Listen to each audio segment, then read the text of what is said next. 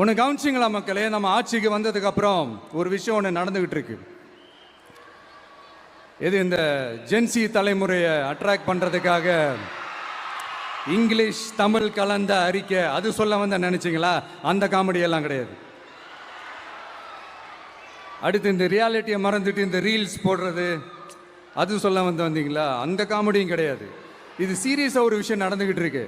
முன்னெல்லாம் சட்டசபையில் யார் பேசுனா நமக்கு என்ன, யார் அடிச்சுக்கிட்டா நமக்கு என்னன்னு இருந்த கூட்டம்லாம் இப்போ சட்டசபையில் என்ன நடக்குது, என்ன பேசிக்கிறாங்கன்றது ரொம்ப உன்னிப்பாக கவனிக்கிறாங்க. கவனிச்சிங்களா? திமுக ஸ்டைல்லே சொல்லணும்னா ரீல்ஸ் போட்ட கூட்டம்லாம் இப்போ நியூஸ் பார்த்துக்கிட்டு இருக்கிறாங்க. அதில் நமக்கு சந்தோஷம் தான், பெருமை தான். நம்மளுடைய யங்ஸ்டர்ஸ், நம்ம பெண்கள் எல்லாம் அந்த அரசியல் என்னன்னு தெரிஞ்சுக்கணும், அந்த அரசியல் என்னன்னு புரிஞ்சுக்கணும்னு அப்படி ஒரு விழிப்புணர்வு ஏற்பட்டிருக்கு. அதில் எங்களுக்கு சந்தோஷம் தான்.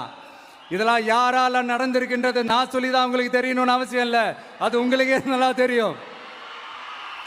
இப்படிப்பட்ட நம்ம தெய்வங்களை, இப்படிப்பட்ட நம்ம மக்களை தற்குறின்றது இன்னமும் சொல்லிக்கிட்டு இருக்கிறாங்க. நான் காஞ்சிபுரத்தில் சொன்னதை தான் இங்கே நான் திரும்பவும் ரிப்பீட் பண்ணுறேன்.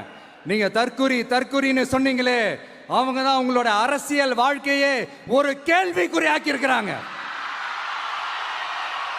கேள்விக்குறி ஆக்கிட்டாங்க, இன்னமும் ஆக்க போறாங்க. அன்னைக்கு நான் சொன்னப்போ சிரிச்சவங்களாம் இன்னைக்கு என்ன பண்ண போறாங்களோ.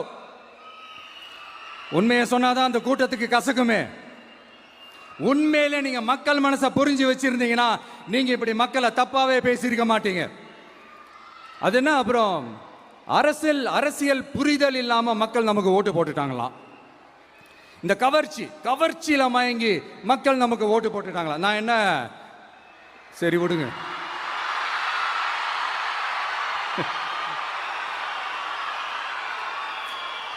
மக்கள் அவங்களுக்கு ஓட்டு போட்டா அந்த மக்கள் நல்லவங்களாம், அதே மக்கள் நமக்கு ஓட்டு போட்டா அந்த மக்கள் கெட்டவங்களா?